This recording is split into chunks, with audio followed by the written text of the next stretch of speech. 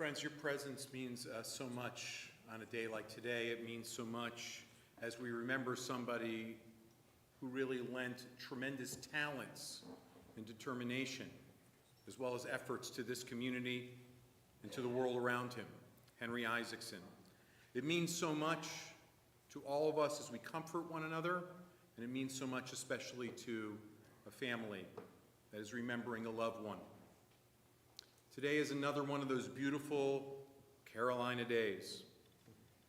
As we look around, it might not hit us that around us, our world, as bright as it is outside, feels a little bit darker. We're here with friends who will speak with us, but we know that there's also significant loss in their hearts because the vital chain of life has lost one of its links. And so if there's tears, if there's loneliness, if there's sorrow, we know that your presence is a comfort. And it's at times like this we also turn to God and we say, God, hear our prayers, hear the prayers of the extended Isaacson family, and be with them. Henry truly united many in life, and death can never take that. His companionship, which he shared so generously along life's path, continues now through the tenderness of memory. And the many gifts of his heart brought us joy, made us smile. The happiness that we shared with him, those live on as a precious remembrance. For all these things and more, we give thanks to Henry, and we give thanks to God. Times like this, we listen to the voice of our sacred scriptures. They bring us that ever-new message of God's nearness, telling us of our kinship with the Creator in light as in darkness, in joy as in sorrow, in life as in death. Turn first to the first psalm, which I'll read in English translation, for it sounds like it's written about Henry himself. It goes like this. Happy are those who have not followed the counsel of the wicked, or taken the path of sinners, or joined the company of the insolent. Rather, the teaching of God is their delight, and they study that teaching day and night. They are like a tree planted beside streams of water that yields its fruit in season, whose foliage never fades, and whose fruit always flourishes. Or the 90th Psalm. God, you've been our refuge in every generation. Before the mountains came into being, before you brought forth the earth and the world, from eternity to eternity, you are God. And as for us, you return us to repentance and say, return, O mortals. For the days of our years are 70, or by reason of strength 80 years, or even more. But 1,000 years in God's sight are like yesterday when they're past, like a watch in the night. What do we learn from this? To number our days, that we may attain a heart of wisdom. God, may your favor be upon us. We ask that you establish the work of our hands, that it may long endure. If you know the words of the 23rd Psalm, I ask that you say it together with me. The Lord is my shepherd, I shall not want. God makes me lie down in green pastures and leads me beside the still waters. God restores my soul and guides me in straight paths for his name's sake. Yea, though I walk through the valley of the shadow of death, I will fear no evil, for you are with me. Your rod and your staff, they comfort me. You prepare a table before me in the presence of my enemies. You have anointed my head with oil. My cup runneth over. Surely goodness and mercy shall follow me all the days of my life, and I shall dwell in the house of the Lord forever.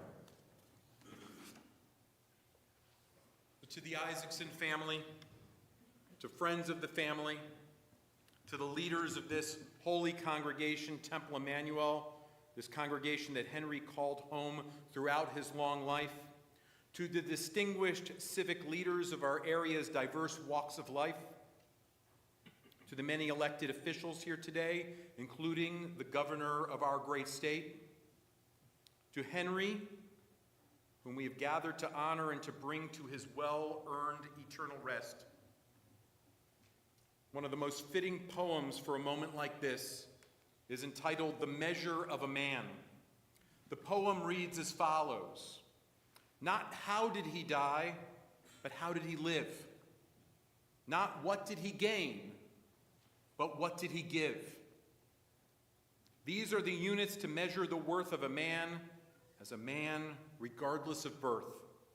Not what was his station, but had he a heart? And how did he play his God-given part? Was he ready with a word of good cheer to bring back a smile, to banish a tear? Not what was his shrine, nor what was his creed, but had he befriended those really in need? Not what did the sketch in the newspaper say, but how many were sorry when he passed away?" So just look around this room. And imagine all those who've already told us that they wish that they could be here with us. By any of those standards, by whatever standards we may measure the life of a person, in the passing of Henry Isaacson, we all should acknowledge that we grew up with, we worked with, we loved, respected, and were in the presence of a man of great worth. He was, in a word, a giant. He had vision, patience, and deep determination. He had the ability to say the right thing at the right time, to lift you up when you needed it, to challenge you appropriately, and to make you smile even and especially during life's tougher moments. Henry was what we call in the Jewish tradition a mensch, a decent, caring human being. And his passing leaves us feeling great loss. Yet despite the loss, I think we can all agree that this is the proper time for words of praise and even celebration.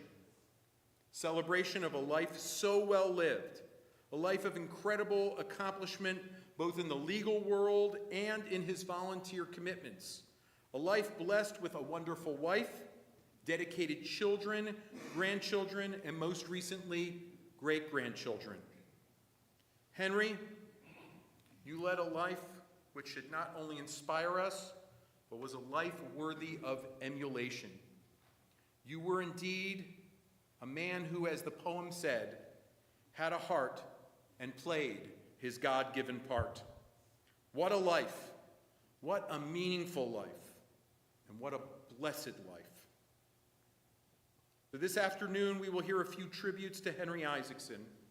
Henry loved his family and especially his grandchildren. So Charlie and Sarah will each share remembrances of their beloved granddad.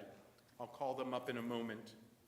We'll also hear from Kevin Baker, Executive Director of the Piedmont Triad Airport Authority, who will speak about Henry's monumental work with the airport. And then Mark Isaacson, his son, will speak about Henry as a lawyer, Henry as a leader, and most importantly, Henry as a father. And then afterwards, I will share a few additional words of praise and blessing from Temple Emmanuel's Rabbi Emeritus Fred Gutman, who is in Israel right now, but is no doubt with us digitally at this very moving and tender time.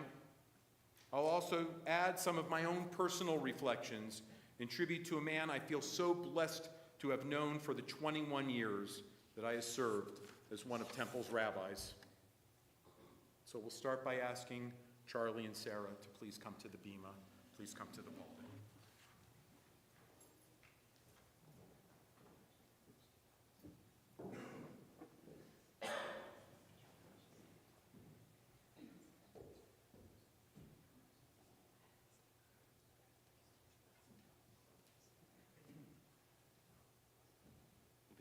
Get through this. First, thank you everybody for being here. Week of July 4th, people traveling, it means the world to our family. My name's Charlie Bernstein. I'm one of 8 grandkids. My son is one of 2 great-grandchildren that our granddad absolutely loved. It was just a couple months ago that he was in Abbotswood. I think he rezoned it or probably helped the company get to Greensboro. And he was telling our 2-year-old, he lifted him up and said, he's getting out of here. And the two of them are going to go hit the town and pick up some Greensboro babes. When I got the news of my granddad passing, I immediately went into this reflection of his life, or as he told me and explained to me 25 years ago at my bar mitzvah, this XL life, which he exemplified multiple times over through community, practicing law, and family. Do a quick Google search of Greensboro Airport, a real estate development, or just Greensboro in general, and I wouldn't be surprised to see a picture or mention of him. I started losing count of his legal and civic awards a decade ago, and with how humble he is, you would never know it if you talked to him. He told me a few years ago about one of the airport's land assemblages. The closest land was an operating golf course with more acreage than they needed at the time. He said the airport only needed so many acres or equivalent to 4 of the 18 holes. The golf course would have to be piecemealed up, only taking a sliver of the golf course parcel. Jokingly, he said, I don't know about you, Charlie, but I'd shoot in 60s every round if I had 14 holes. He convinced the board to buy the entire golf course. At almost every family dinner, the reoccurring theme was, what is Granddad working on? And don't worry, anybody in here, client attorney privileges were never violated. After he sat and listened to our crossfire of thoughts, what Greensboro should or shouldn't do, what he should or shouldn't do, without interrupting anyone, he listened. He digested all this debauchery, and then he would talk. And the room got silent, and everybody listened. He had an extraordinary ability to listen and then tell you why and how and what to do, and chances are it was right. As I grew up, I started to get the picture that if you were a business and interested in Greensboro, you would talk to Granddad. If you had land and just wanted to maximize the value, you would talk to Granddad. If you just wanted to talk about Greensboro, you would talk to Granddad. I had this unique bond with Granddad from early on. We were both really just big dudes. And eventually, I was really one of the only ones in our family that, as he would put it, XL. You combine that with his passion for fine apparel and me figuring out what Laura Piani is, and we made a great team. I found myself at his house probably once a month, being the only grandkid fortunate enough that could fit in the Italian hand-me-downs. I inherited a love for travel from my granddad, and it works out perfectly that my wife is always on board to visit a new destination. When my wife and I were deciding where to go vacation next, I called him and asked his advice. He had just been to Botswana the year before and couldn't stop talking about it. He said it was the best trip he had ever been on. I hadn't been working for that long, money was tight, but he convinced us it was worth going. I asked him for any tips on visiting, just give me the high points. He said bug repellent, sunscreen, and then he says, the most important thing when you get there is have a good camera. He said you need a good zoom, you need good glass, good optics, you need a good camera. I said, it's no big deal, Granddad, don't worry about it. I got my iPhone. There was this long pause. And I said, Granddad, are you still there? Hello, Granddad? He responded, an iPhone, what's that? He said, no. You need a real camera. Get on your computer and look up Leica. Leica, he said, .com. You should also get some add-on lenses, too. It was just one of those moments, like getting in a cold plunge. It was just shock. In case you're unaware, as I was, a Leica is one of the nicest cameras you can buy. He loved the finer things in life, and if you wanted to know the best of anything, lodging, apparel, you name it, you can go to TripAdvisor. Today you could ask AI probably, but I would always just ask my granddad. All the grandkids were gifted a post-bar bat mitzvah trip with him and Danny. You might know her as Alice, his wife, but we call her Danny. We were able to pick one place, and the second place was always Paris, France. Well, he really opened my eyes on my bar mitzvah trip. I picked Italy as my first destination, which was amazing, and of course, Granddad knew Rome like the back of his hand. We would walk around the Spanish Steps, touring the Vatican, and stopping at every gelato shop there was. Then we headed to Paris. We get to Paris and walk the Champs-Élysées, go up the Eiffel Tower, and so on. He tells me we're going to dinner and a show at this place called the Lido. This is well before cell phones, so I have no idea what this place is. Needless to say, I can thank my granddad for taking me to my first burlesque show. And I've always had a new appreciation for what dinner and a show can mean. What I cherish the most, really, and where my mind has been since hearing the news, was the family mentality that he instilled in all of us. Family is always number one. In his words, you can lose everything, but you'll always have your family by your side. And trust me, I put that to the test a lot early on. All these awards that you read about, the streets that are named after him, the plaques, the companies that he helped, were all just byproducts of who he was. To everyone else, he was a beacon of Greensboro society, a titan of industry, and a good confidant. To me, he was simply the best granddad I could have ever asked for. Thank you. So I'm going to try to make this brief, but I am Jill's daughter after all, so bear with me. Our grandfather was larger than life, a giant, some would say. And looking around this room at all the lives he touched, it's easy to understand why we are all so proud to call him our granddad and so devastated that he is gone. Grandparent relationships vary in closeness. Some face an obstacle of distance, but that's not how we grew up. And wow, were we lucky. Before any of us were born, our parents and grandparents established family night every Sunday.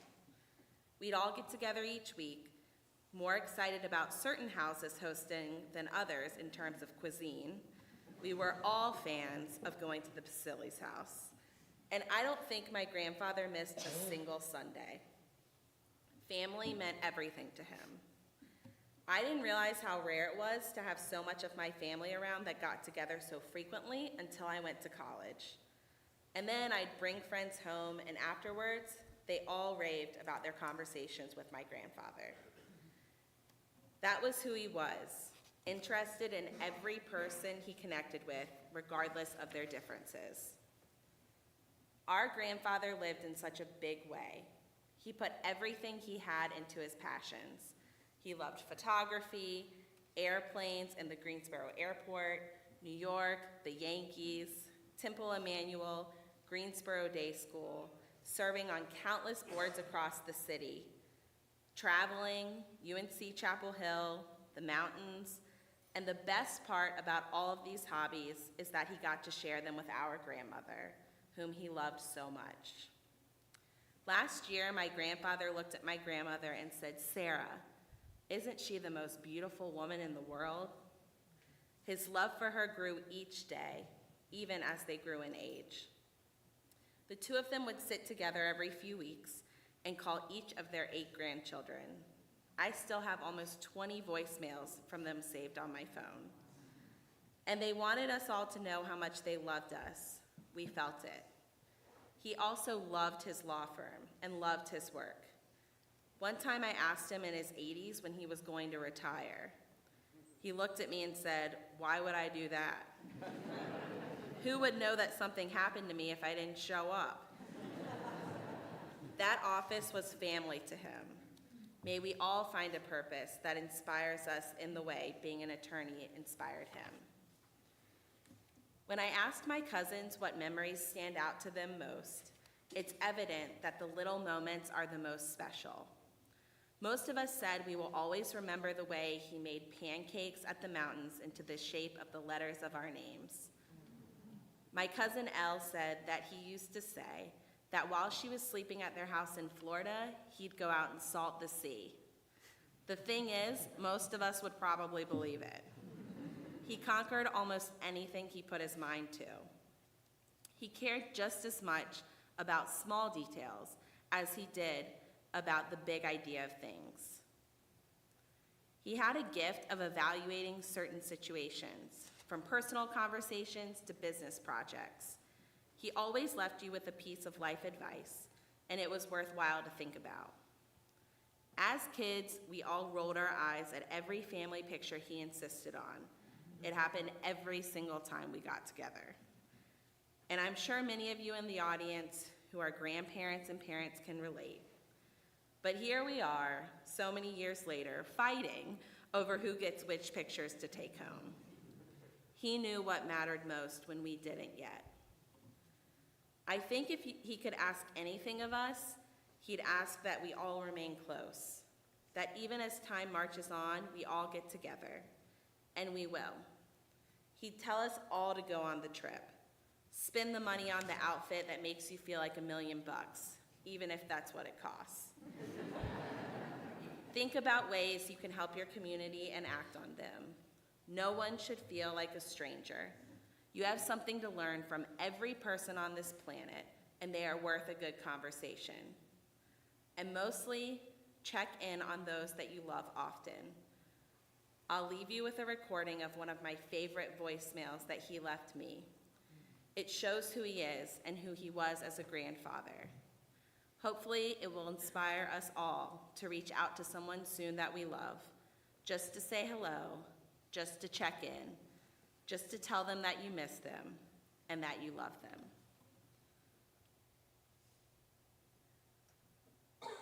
Good morning, granddaughter. It's your grandpa calling, and Monday morning, just want to let you know we were at your family home last night for dinner, and we missed you. I missed you, and sorry that you weren't there. And I keep thinking about your upcoming wedding and the fact that you're going to be gone, at least physically gone. And we'll miss you even more then.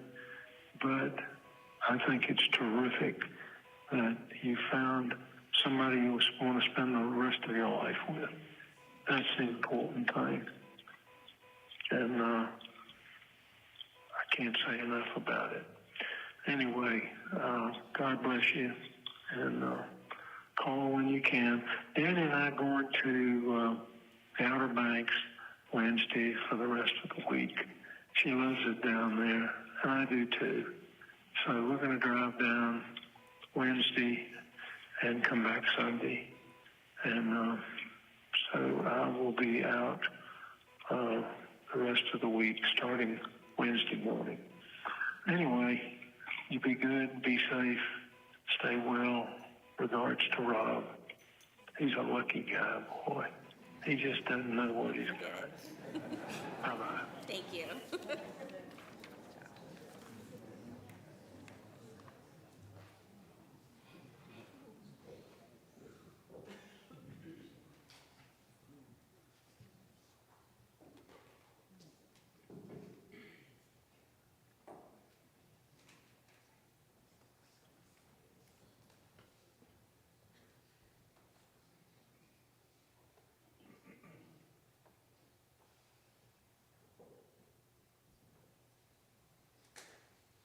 Well, it's absolutely not fair to have to follow Henry.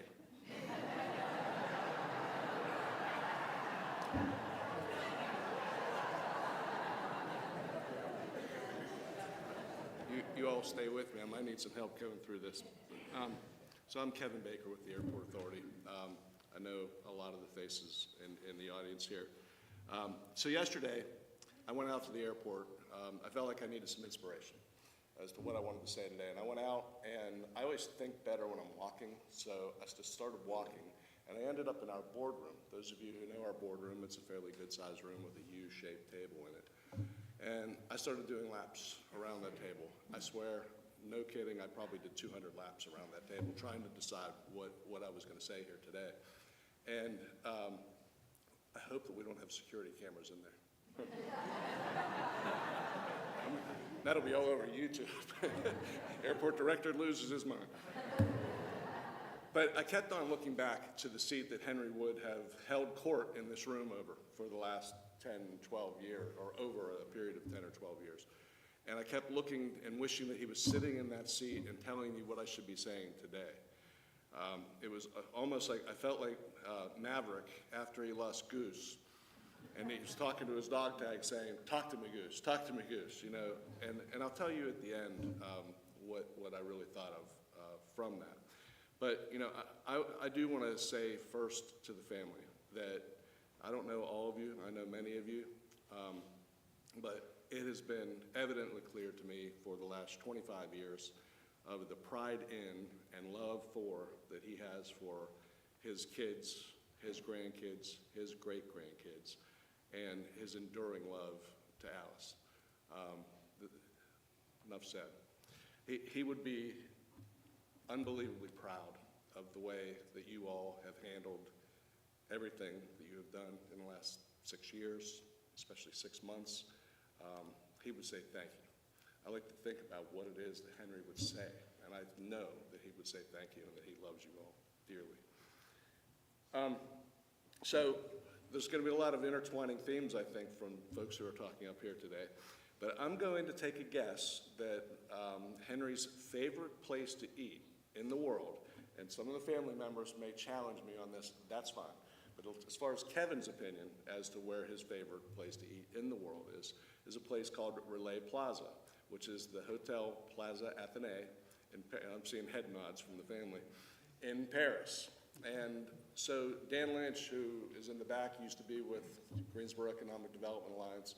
Henry, folks from the state, and I would often be at the Paris Air Show every 2 years. And Henry would encourage us to take possible customers, possible companies that could locate on the airport, take them to Relais Plaza because it's just a wonderful place.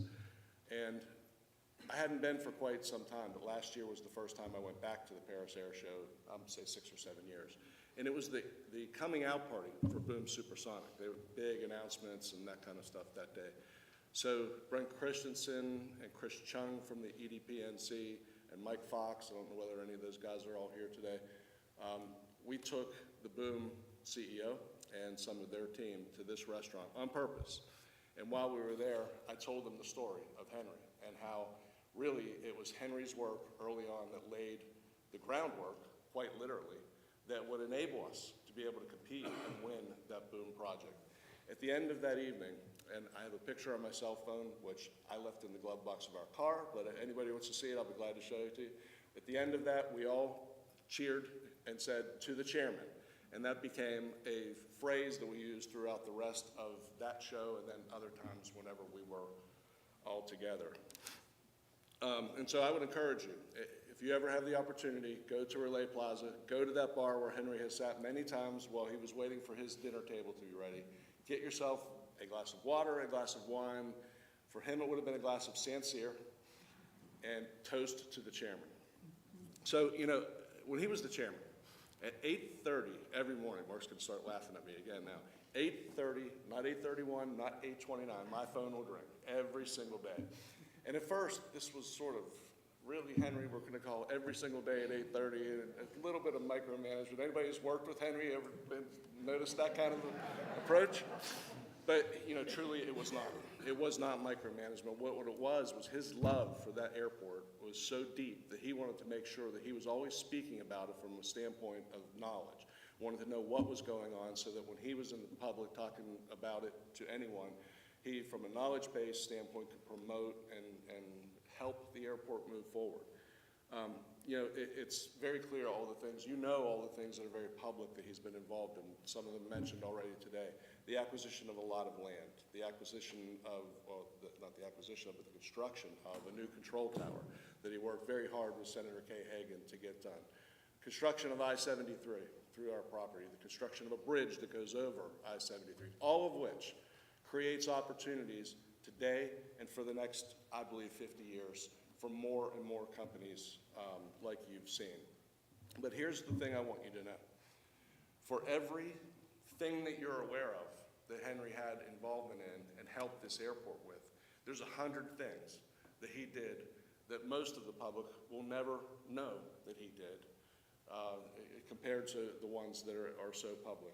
His fingerprints are everywhere, and his legacy will go on again for the next 50 or 100 years.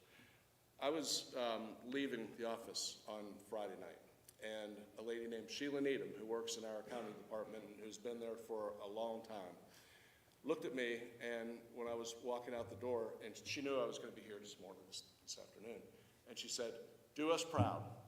And there was a parenthetical that she didn't say, "Don't screw it up." But do us proud because he was proud of us. Think about that for a second. Here's what you're seeing there is this pure opinion of what the staff thought about what Henry thought about them. And that just says, I could probably have come up here, just told you that story and sat down, and that would have been enough. To close, over the roughly 25 years that I've known Henry, he has played a broad spectrum of roles in my life. At first, I was a consultant to the airport. He was the chairman. So basically, he was the head of my client, right? When I came into this role, he was my chairman now. He was my boss. He was the guy that I worked with and talked to at 8:30 every morning. After he left the board, he called me at 9 o'clock every morning. Kidding. But Mark used to ask me every time we'd be out, "Are you tired? What are you doing with all the time you have available at 8:30 in the morning now?" But, we also served as peers on a lot of volunteer organizations, et cetera. So all of a sudden we're there. But, it's the last 10 or 11 years that have been the most special with him off of our board and our friendship really growing. Mentions the work. There's no question about it. He was a friend, a confidant. He had my back as well as all of their backs and all of your backs at any time, unconditionally. My family, we've gone through our own troubles. Every time we would speak, first thing he'd say, "How's Lynn? How's Ryan? How's Caitlin?" Make sure they're okay. He cared. He genuinely cared. I would say that, over those years, he became way more than a friend. It was sort of like that favorite uncle or even a second father figure to me. At the end of each phone call that I can remember over the last 10 or 11 years, or right at the end or somewhere in the call, he would ask me the question, "How can I help you? What can I do for you?" And my answer to Henry right now would be, "What is it that you haven't already done for me?" Last thing, whenever I was walking around that room and trying to hear what Henry would say to me, the only thing that kept coming back to my mind is, you guys remember him using the finger? Those who not that finger, this finger, the pointer. Sorry, I'm going to get kicked out of the temple. The pointer finger, he'd go like this when he was talking and he wanted to make a real point. And I think what he was saying to me right then was, "Kevin, stop the pouting, stop the moping, and get back to making the airport great." And I think that's what he would say to all of us in this room. He would not want us to be sad. He would want us to move on and just continue his legacy to the chairman.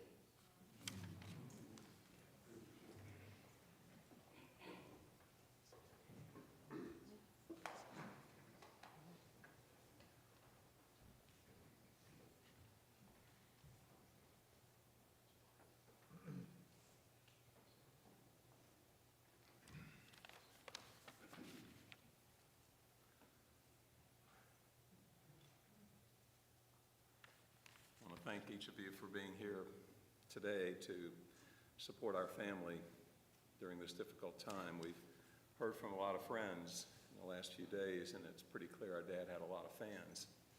And I want to thank you, Governor, for being here as well. We go back a long way to our days at UNC, and you've been a family friend, and we're honored to have you here to help us honor our father. Growing up with my dad as a father meant learning something every day. Early on, I learned the benefits of spending every Saturday washing cars and doing household chores, and I pulled a lot of weeds.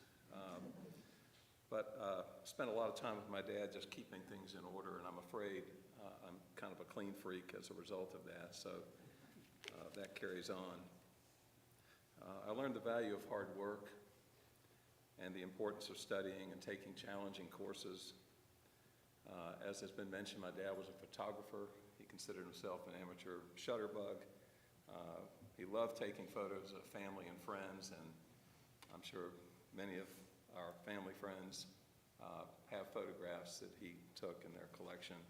We had a dark room in our house, and we spent a lot of time in there developing photographs. And I saw the pride that he took in a photograph that captured a unique moment in time. He valued that. I had the good fortune to practice law with my dad for over 40 years, and I learned a lot there from him as well. He had a knack for anticipating what clients would need, and he was creative in his problem-solving approach to projects and legal issues. I learned from him to see the law as a framework in which to try to help clients accomplish their objectives. He had the unique opportunity to travel around the world several times with clients while working in the construction and development area. And I used to get, when I was at UNC, others were getting postcards from Ashboro or Asheville. I got postcards from Abu Dhabi and Geneva. It was an exciting time for our family. After that, my dad helped many clients with projects that required rezoning of property. And he had a creative way of approaching each project, and he really dug into and immersed himself in every project. He used to say, "Son, we got to go out there and roll around on that property and get to know it." And one rezoning that I remember distinctly was a property on North Elm Street. It was fairly dilapidated, and it really needed redevelopment. And so it was early Sunday morning, and he said, "Come on with me, I want to go take some pictures of this property." And we went to this property on North Elm Street. He asked me to go stop traffic while he went out in the street and took photographs from a certain angle. And I wondered what he was doing. And at that property, it was campaign season, so there were a number of political signs, campaign signs for candidates that were up and down that street. At the city council meeting, he stood up and told the city council, "This property is a loser, and it's always been a loser, and it needs to be reinvented." And in fact, every one of the political candidates that had a sign here lost their election.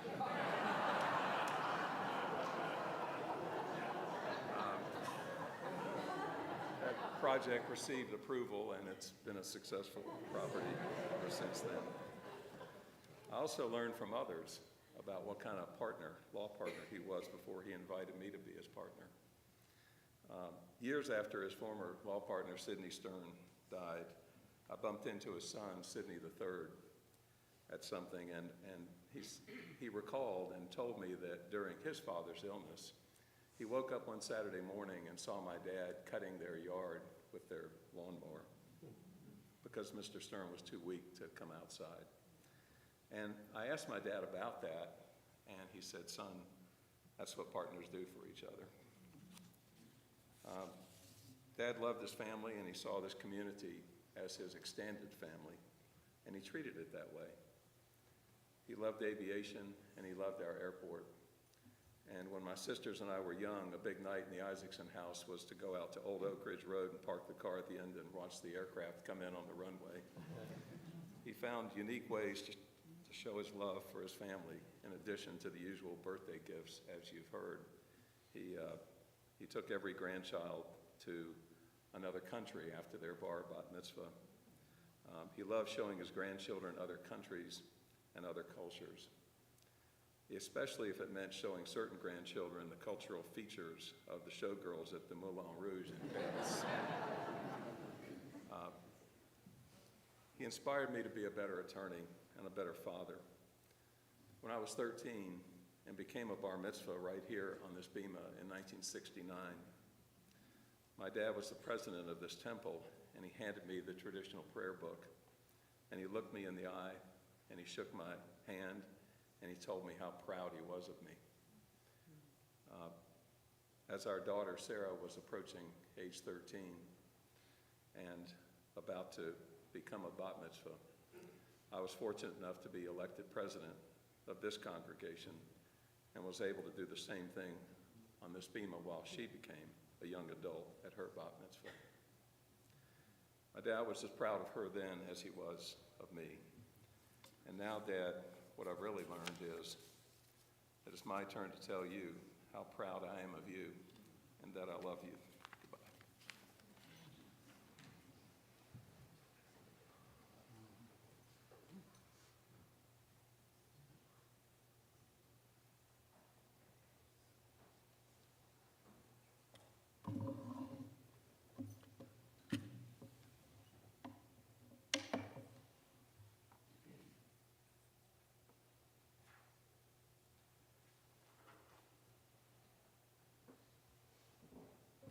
Born in the spring of 1933, the second of two kids to Moses and Ida Isaacson, Henry loved his hometown. Over the years, he also developed a fondness for New York, as you heard, which is where his sister, the late Sally Isaacson Gelb, lived. Henry's grandfather Isaac was one of the founders of our temple in 1907. You wouldn't know from Henry that Greensboro was just an outpost Jewishly when he was growing up. The stories that he told me, and he surely shared with others, make Greensboro sound like it was a Jewish wonderland at the time, filled with Jewish shop owners. I know there were places like Mr. Kagan's Butcher. The way he made it sound was that they were like on every corner. When Henry was young, this temple, our temple, was the sole Jewish congregation in town. It served as an umbrella for a variety of Jewish religious services which were held in different parts of this building. And Henry used to accompany his father and grandfather at the time to the Orthodox services that were held here, while his mom and sister attended the less traditional Reform services. Henry was a proud graduate of Greensboro Senior High School. He would attend UNC in Chapel Hill for both his undergraduate and his law degree, which he received with honors. Henry would serve our country as First Lieutenant, United States Air Force on active duty in the JAG Corps, and later as a captain in the United States Air Force Reserves. He began his practice of law here in 1961 and then created the firm of Isaacson, and Sheridan in 1980. In 1952, he was set up on a blind date at a fraternity party in Myrtle Beach with a woman named Alice from Cleveland, who was doing her undergraduate work at Goucher College in Baltimore. That date was a magic moment for the two of them, as they scarcely spent any time apart afterwards. I loved learning that Henry used to work as an usher at the Carolina Theater so that he could earn money to travel to see Alice on weekends while she was in school. They were married in 1954, a marriage of nearly 70 years that was truly till death do us part. We've already heard about the incredible family that they raised together. Henry served as president of this temple from 1968 until 1970. He can also uniquely claim to have two children, Mark and Gail, who followed in his footsteps in the role of Temple Emmanuel president. And if that wasn't enough, one of his michatanim, does anyone want to just take a stab at how you translate that? That is like your kid's father-in-law, mother-in-law, well, anyway, whatever it is. One of his michatanim, Martin Bernstein of blessed memory, also served as president of this congregation. Throughout his life, he lent his leadership to a long list of organizations that I also will not go through at this time. From a civic perspective, the only question that should be asked was whether or not there was any aspect of this community that he was not involved in.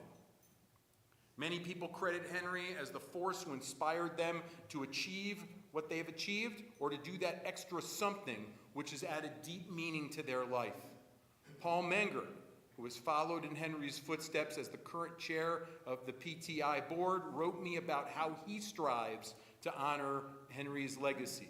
But he also wrote more, and I'll quote, "Rabbi, as you may know, Henry played a pivotal role in encouraging me to become more involved with Temple Emmanuel, which ultimately led to my tenure as president. His influence has been profoundly felt by me and in many aspects of our community," those words from Paul Menger. I will say this, if you've ever found yourself feeling optimistic about Greensboro, bullish about the future of this area, encouraging someone to move here or move back, investing their time, resources, and creativity in this southern slice of heaven, then you are a kindred soul of Henry Isaacson. No wonder that there are 2 streets in Greensboro named in honor of him, one within the airport campus. And these words from former Greensboro Mayor Robbie Perkins, and I'm thankful very much to John Graham for sending them to me, truly say it all. If Greensboro had a Mount Rushmore, Henry Isaacson would be on it. Rabbi Fred Gutman regrets that he could not be here in person today. He's our emeritus rabbi. He did send me such beautiful words about Henry, a man he admired for his accomplishments in the general community, as well as a central role in our Jewish community, and it's truly an honor to share now what Rabbi Gutman wrote. It's also important where he begins, because Rabbi Gutman started by saying the opening of the International Civil Rights Museum in Greensboro represents one of the most significant achievements in the history of our community, and Henry Isaacson worked tirelessly behind the scenes to turn the dream of this museum into a reality. Henry's incredible commitment and skill led to a coming together of various factions in our community on this project. He did this by keeping the lines of communication open at all times. That was a very Henry thing. And by strenuously avoiding the tendency of some in our community to vilify those with whom they disagreed concerning this project. Commissioner Skip Alston, who's here today, actually Rabbi Gutman references you. He references the work that you and Earl did tirelessly to create the International Civil Rights Museum, which sits in the Woolworths building just 3/4 of a mile from where we are now. And we all know that it was Henry Isaacson who was one of the most trusted individuals in the community as far as the museum project was concerned. This trust was to prove to be a valuable asset. As a member of the boards of NCA&T State University and the museum, Henry was able to bring the parties together in an agreement of historic proportions. Henry, I will say this to you, those of us who value civil rights and education all owe you a high debt of honor and gratitude. Not surprisingly, Henry served as the local chair of the National Conference of Christians and Jews, the NCCJ. Rabbi Gutman continued by noting that he has, and I quote, always been impressed with Henry Isaacson's intellect and his dedication to this community. He has consistently been a force for promoting the economic well-being of Greensboro. He has been an incredible bridge builder between the sometimes disparate factions within our community and has been a strong voice and worker for racial and religious tolerance and understanding. His achievements in our community led the way in the ever-present struggle against bias, bigotry, and racism. Rabbi Gutman wrote that in 2005, I joined with A&T Chancellor James Rennick in nominating Henry Isaacson for the 2005 NCCJ Brotherhood Sisterhood Citation. Our nomination was successful, and Henry was honored with this award, the highest civic award in our community. Henry played a very significant role in helping arrange speakers for Temple's annual Martin Luther King Friday night service. His role was instrumental on the MLK Shabbats when former Mayor Yvonne Johnson was our speaker, and similarly when Dr. Harold Martin, who just retired as Chancellor of NCA&T, addressed our community. Henry was a dedicated Jew and was so devoted to this holy congregation. He served as its president from 1968 to 1970. He was one of the first Temple members to speak during Congregants' Hour, a special program on the early afternoon of Yom Kippur, the holiest day of the year in our tradition. In 1994, Henry became the chair of the Rabbinic Search Committee of the congregation, a role which would tie my life and fate to Henry forever. Again, this is Rabbi Gutman writing. Along with Arthur Bleetenthal, Linda Sloan, and Corky Siegel, he came to visit me at the temple in Jacksonville, Florida. Mark tells me that upon his return to Greensboro, he told Mark that he had found the rabbi who would be the rabbi for his children. Henry, and again, these are Rabbi Gutman's words, deftly handled the negotiations which brought my family and me to Greensboro in 1995. I had the honor of serving as the senior rabbi of this congregation for 26 wonderful years. Without Henry's kindness and encouragement, I am not sure that I would have come to Greensboro. Henry Isaacson changed my life and changed the life of my family. He had a significant impact upon my life and was an inspiration to me. For that and more, I will always be grateful to him. And then he concludes by saying, during the move-stay debate in the congregation in the late 1990s, Henry was solidly on the stay side. When the decision to move was made, Henry was disappointed, but accepted the decision of the congregation with grace. He was very active in preserving this historic building after the decision of the congregation to move to Jefferson Road, working with others to make sure that this historically recognized building remained a part of our congregation. He encouraged his children to be active, and they were. I was privileged to be the senior rabbi during the presidencies of both Gail and Mark, and I consider both of them to be my good friends. And so I personally want to add one more thought to these words by Rabbi Gutman. The Isaacsons have a special place, a very special place at our Jefferson Road campus, that they always sit there during the high holidays. It's there to the left. Please never stop doing this, because year after year, I always know exactly where to find you.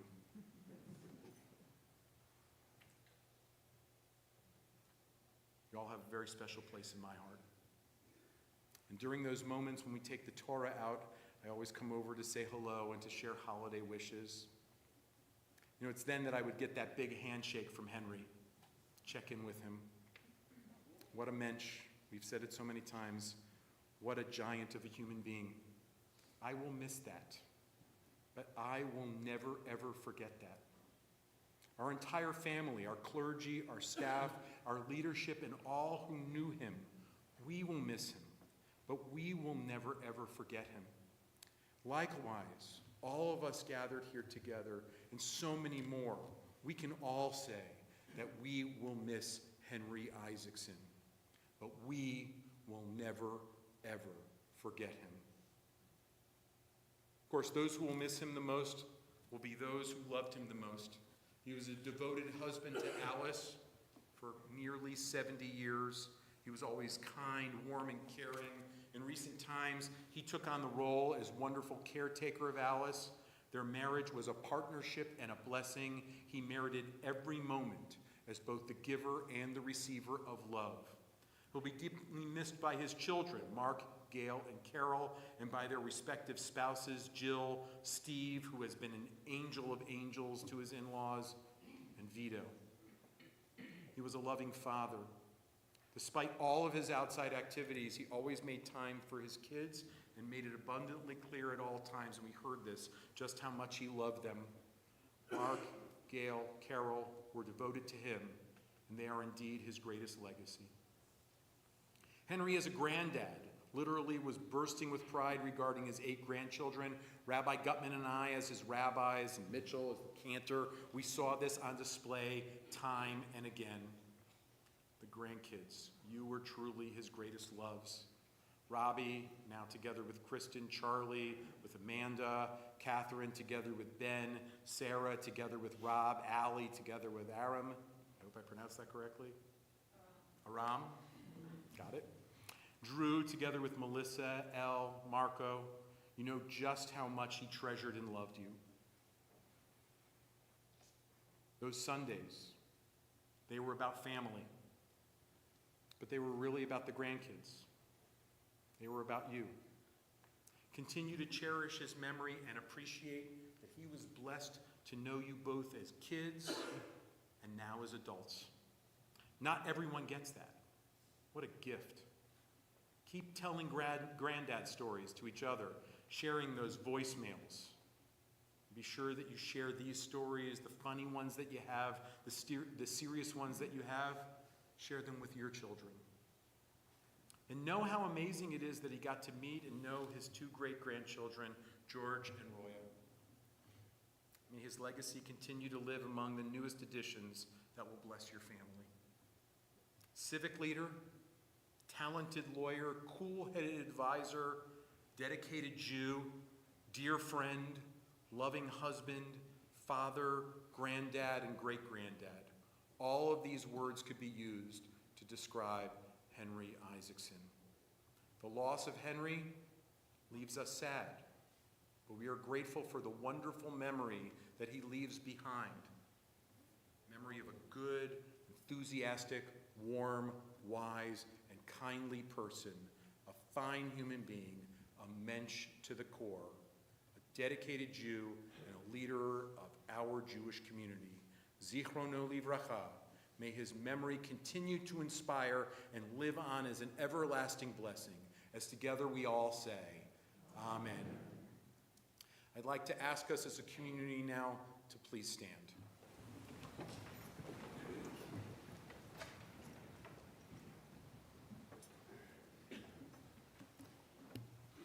May Henry's memory endure among us as a blessing.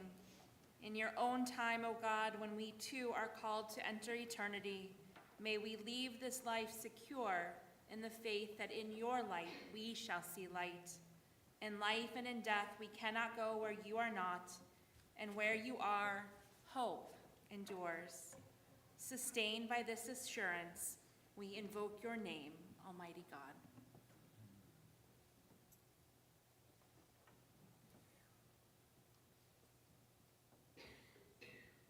El malei rachamim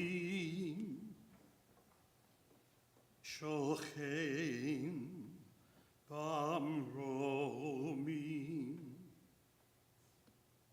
am semenucha nechona tachat kanvei hashechina im kadoshim utorim kizohar harakia mazhirim et nishmat Hillel ben Moshe shehalach leolamo Baal harachamim Yastirehu beseter kenafar leolamim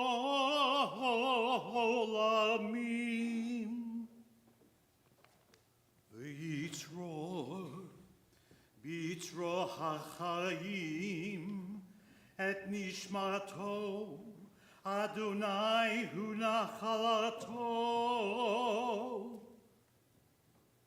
V'yanuach b'shalom al mishkavo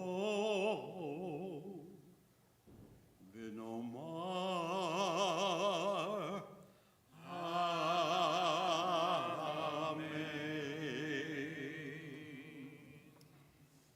Compassionate God, eternal Spirit of the universe, grant perfect rest in your sheltering presence to Henry Isaacson, who has entered eternity.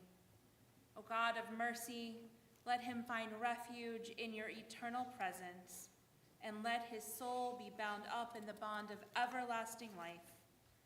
God is his inheritance. May he rest in peace. And let us all say, Amen.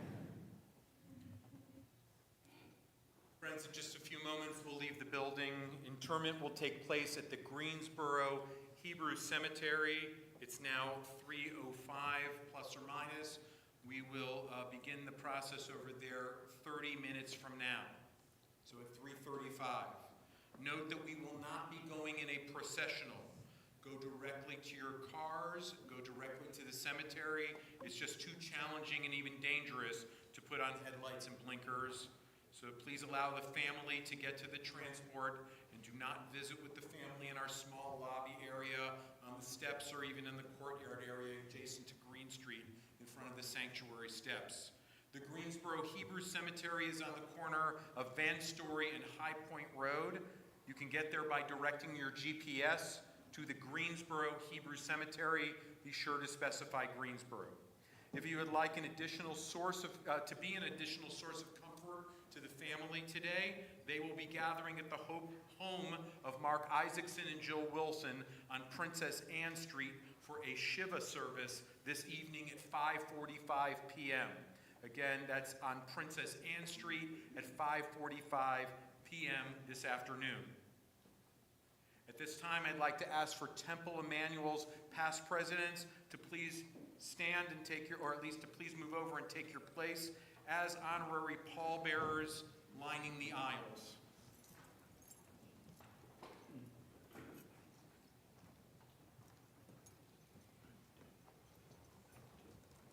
I'd also like to ask the pallbearers, Henry's grandchildren, and what a high tribute to a great man and granddad, that they are here to do so, to please come forward at this time.